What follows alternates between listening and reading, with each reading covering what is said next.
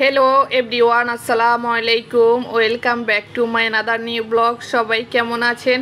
যে যেখান থেকে আমার ব্লগ ভিডিওটি দেখা শুরু করে দিয়েছেন, আল্লাহর অশেষ রহমতে ভালো আছেন, সুস্থ আছেন। আলহামদুলিল্লাহ, সহপরিবারে আমরা ভালো আছি। মারিয়া লাইফস্টাইল অ্যান্ড কুকিং চ্যানেলে আপনাদের সবাইকে স্বাগতম। আজকে আমি নতুন একটি ব্লগ ভিডিও নিয়ে এসেছি আপনাদের মাঝে। আশা করি ব্লগটি প্রথম থেকে শেষ পর্যন্ত দেখলে আপনাদের ভালো লাগবে। এটা গত সপ্তাহে করা, 2-3 দিন ভিডিও করা ছিল, কিন্তু আপলোড দেওয়ার মন মানসিকতা ছিল না। কারণ দেশের পরিস্থিতি যে কি বয়ে যাচ্ছে, যারা প্রতিদিন নিউজ তারপর ফেসবুক ইউটিউব থাকে, সেখানে চোখ বুলিয়ে আসলে দেখতে পারেন দেশের কি একটা যে পরিস্থিতি যাচ্ছে। গত বছর এই দিনেও দেশের অবস্থা ভালো ছিল না, তখন তো ইন্টারনেট বন্ধ ছিল টানা 10 দিন। এবছর আবারই আল্লাহর কি রহমত দেখেন, এই যে উত্তরা মাইলস্টোন স্কুলের কি একটা ভয়াবহতা ঘটে গেল। এজন্য এই 2 দিন ভিডিও আপলোড দিই না, কারণ মন মানসিকতা ভালো না। আমার কেউ ছিল না ওখানে, তারপরও মানে আমাদের কাছে এত কষ্টদায়ক, এত খারাপ লাগতেছে। আমার মা তো এখন সারাক্ষণ শুধু খবর দেখবে, কি হচ্ছে না হচ্ছে। আমার মা শুধু বলবে যে খবর এনে দে, খবর এনে দে। এইদিকে আমার মেয়ে আবার কার্টুন ছাড়া বুঝে না, আমার মেয়ে আবার কার্টুন দেখবে। তো আমার মেয়ে যখন একটু খেলাধুলার মধ্যে যায়, তখন আমি আমার মাকে খবর দিই। আমার মা তো অনেক কান্নাকাটি করে, কারণ নিজের সন্তানের মতো তো এরা। যদি মানুষের মৃত্যু কত রকম আছে, কিন্তু এরকম মৃত্যু আসলে কারোরই কাম্য নয়।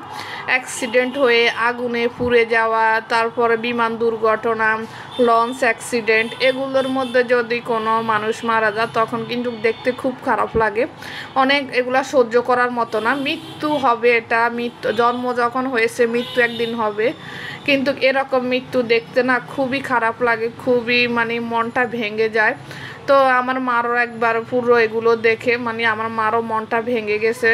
এখানে কোমলমতি শিশুরা, যদি বড়রা হতো তা একটু সহ্য করে নিত, ধৈর্য ধরতে, কিন্তু এইরকম বাচ্চারা যেরকম পোড়া গেছে, মারা যাচ্ছে, তাদের জীবনের উপরে দিয়ে কি বয়ে গেছে সেই টাইমটা যদি একবার কল্পনা করা যায়, তাহলে মানে মনটা ভেঙে যায়, কেমন জানি লাগে। তো এই জন্য আমি আর এই 2-3 দিন ভিডিও আপলোড দিই না। আমরা মানে আমাদের বাড়ির 2জন ছিল ওখানে, মানে আমাদের বাড়ির দেখবেন ফাবেল চৌধুরী নামে, আমাদের এলাকারও 2জন ছিল আমাদের বাড়িতে। ওনারা উঠে গেছে আর কি আমাদের বাড়ি থেকে। ওনাদের 2টা বাচ্চা ছিল, ওনাদের কাছ থেকে খবর নিয়ে জানতে পেরেছি স্কুল ছুটি হয়েছে 1টার সময়। ওনারা 1:05-এর আগে ওনাদের বাচ্চা 2টা নিয়ে গেছে, একটা ছেলে একটা মেয়ে। ওনারা যখন যায় বাসায় উঠছে, তখনই ওনারা শুনতে পেয়েছে এরকম দুর্ঘটনা। যদি ওনাদের বাচ্চারা এখানে থাকতো, তাহলে অবশ্যই বড় একটা দুর্ঘটনা ঘটে যেত, কিন্তু ওনারা স্কুল ছুটির আগেই নিয়ে গেছে ওনাদের বাচ্চাদেরকে।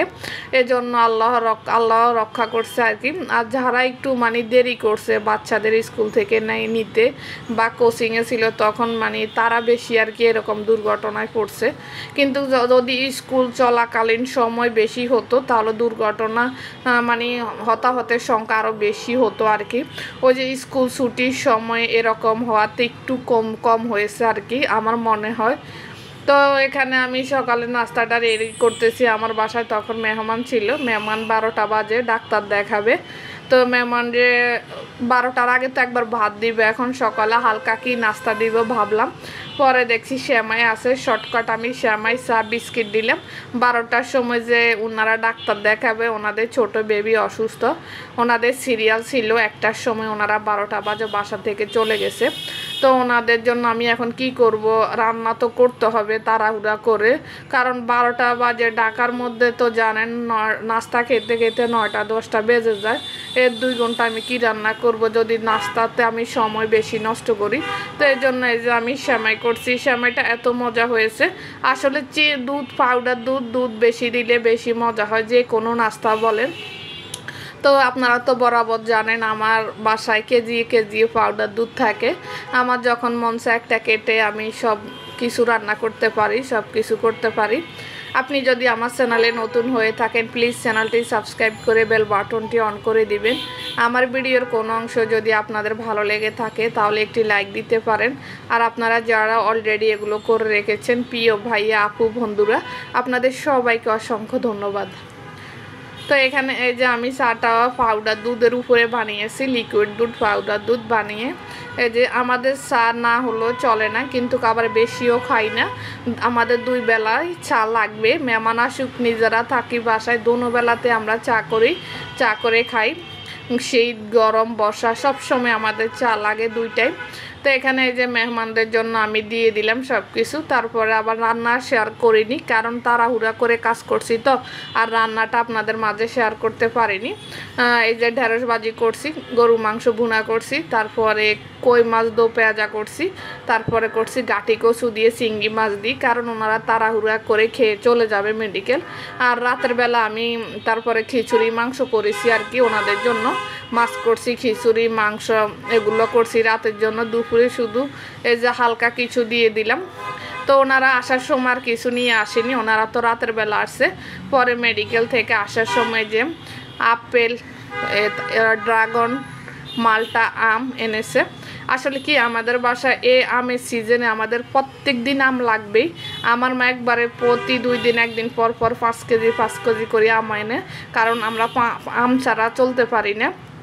তো মেহমানদেরকে যে আমি নাস্তা রেডি করে সন্ধ্যার সময় এগুলো রেডি করে দিয়েছি একটু তাড়াতাড়ি, কারণ আমি তো আবার রাতে রান্না করছি এই জন্য। তো আজকে এই পর্যন্ত, সবাই ভালো থাকবেন। আল্লাহ হাফেজ, আসসালামু আলাইকুম।